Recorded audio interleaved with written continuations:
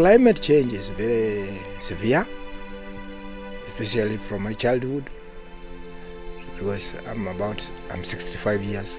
The experience I've got over the years is truly true that climate has changed. Nitie lokruok. Mana kango donjo ka pira biro gang'wen. Koth ne chwe kabisa kendo ne piny chwe. To sani to koro kochwe. Sani chwe mathin. Like this season, we did plant, thinking that the rain will come in time. But to our surprise, the rain came very late. And you will find even our harvest now, we were expecting 80%. It is gone now to 40% only. Climate change is being felt around the world, and nowhere is it more destructive than in Africa. But it's not only global warming that is increasing poverty amongst people directly dependent on the land for their livelihoods.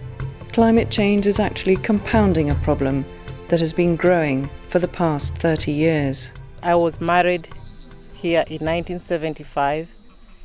During those days, these hills were covered with trees. I mean, it was a forest. And then people started cutting down trees for charcoal and firewood.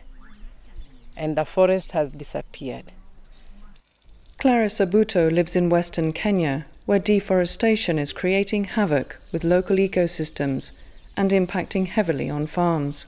The way the farm is situated just below the hills, we experience a lot of water runoff and topsoil erosion. And so the fertility of our soil, we no longer produce those big maize cobs that we used to in the 70s. I have seen that deteriorate down the years. Water erosion as a result of runoff and increasingly exposed soils due to poor agricultural and livestock practices have resulted in gullies like this throughout the area. For 20 years, Emmanuel Julu has watched this 20-foot deep and 5-kilometre long gully steadily carving through the land. The increase of the gullies and the soil erosion, if they are not treated, all the homes will be washed away because they are dangerous gullies facing the homes. Some farms will also be washed away. With 80% of people dependent on the health of their soils and water systems for their survival, poverty has been on the increase in many parts of Kenya, as unsustainable practices have steadily undermined the country's resources. Petronilla Opata is a typical case. A single parent of 5, her family are under extreme stress as her farm is suffering from the effects of decreasing soil fertility, erosion, and the impacts of Kenya's most recent drought. For the second year running, her crop of maize has failed. Donga pure to anaparo ni tuo ne momiyo kochieng nikech onge gi ng'ich piny. Nena gima tuo ka dhi piny. Sami pure to chambe beyo to ka chieng' wuok ni to tuo. Koro ok onyal dongo dhi malo. While it's important to realise that poverty within the soils equates to poverty for those that live on it, when it comes to climate change, there is another serious consequence of land degradation and poor agricultural practices. Professor Pete Smith is the coordinating leading author on the Intergovernmental Panel on Climate Change, specialising in agriculture and soils. Well, it's a double whammy in a way. Firstly, if you mismanage soils by degrading them or by allowing them to erode, you lose the organic matter that's in the soil. The organic matter is carbon, basically. All organic matter on Earth is carbon. So when you lose the organic matter, the carbon dioxide is lost to the atmosphere. The other part of the double whammy is that you decrease the productivity of that land, which means that you can no longer use it for productive agriculture, which means you then need to spread out into other virgin land, which is disastrous in terms of carbon and the greenhouse gas balance. Soil contains twice the amount of carbon than the atmosphere, and small changes in the soil carbon store can cause large changes in atmospheric carbon dioxide concentrations. SCC VI Agroforestry is one organisation that has recognised this powerful potential of soil to mitigate the impacts of global warming and at the same time create resilience amongst farmers to its damaging effects.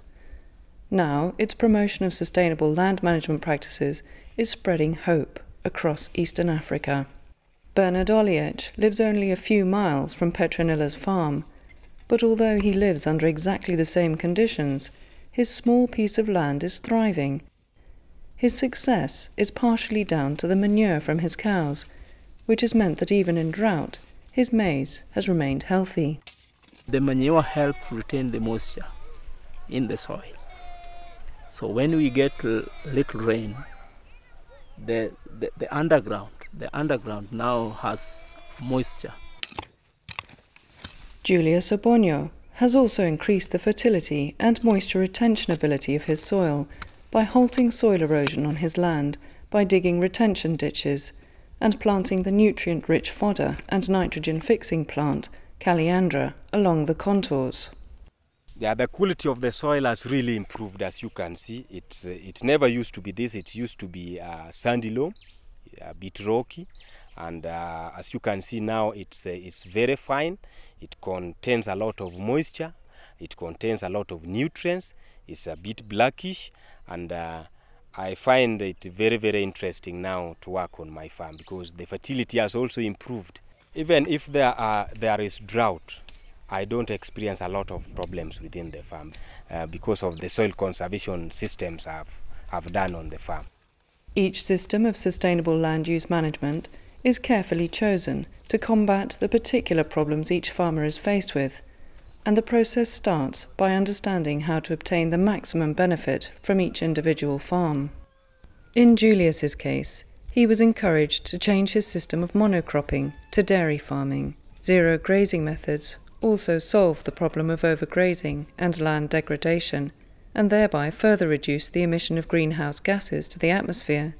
Improved breeding and the nutritious fodder crops also increase milk productivity, and before long Julius was earning an income that was 100 times more than he had before. Now I have my kids and I'm able to take them to school, and I'm paying the school fees from the proceeds I get from the farm. I can say we are self-sufficient. We have enough to feed the family, and we also have a surplus to take to the market. So the farm has really improved in production, and it has also improved my economic capability. For Clarissa Buto, the solution was slightly different. With a high amount of runoff from the hills above her farm, her fields were often waterlogged and the topsoil washed away. SCCVI's solution was to encourage Clarisse to dig a small dam, put in a simple water gate system to channel the water to areas where it was needed, raise her beds, and add mulch to the soils.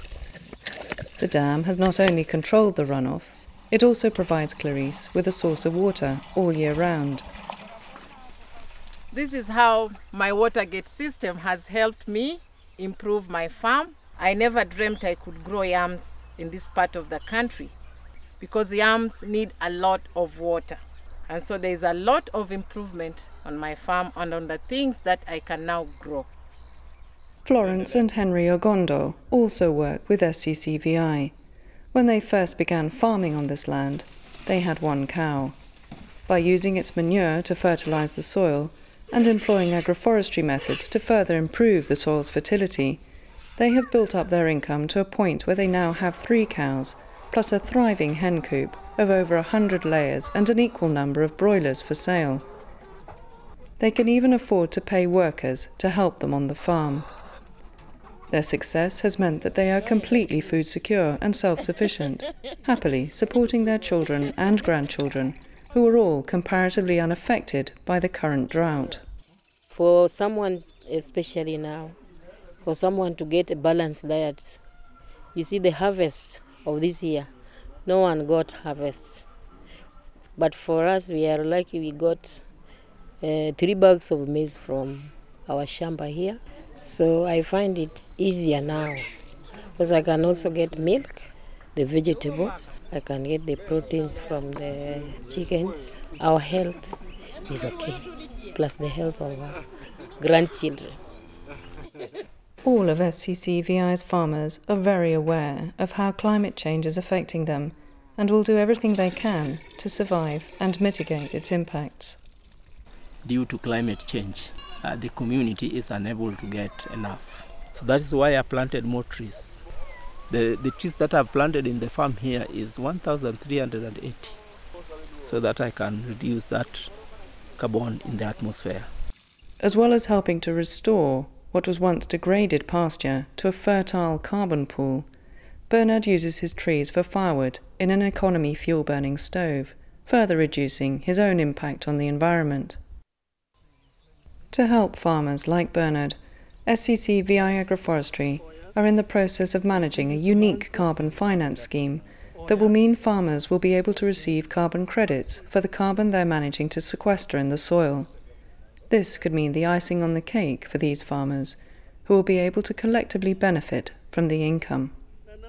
These payments can assist them to build some facilities like health facility, water, and other amenities within this region. So we see these communities going to be improved, and then the standard of living is going to be improved also.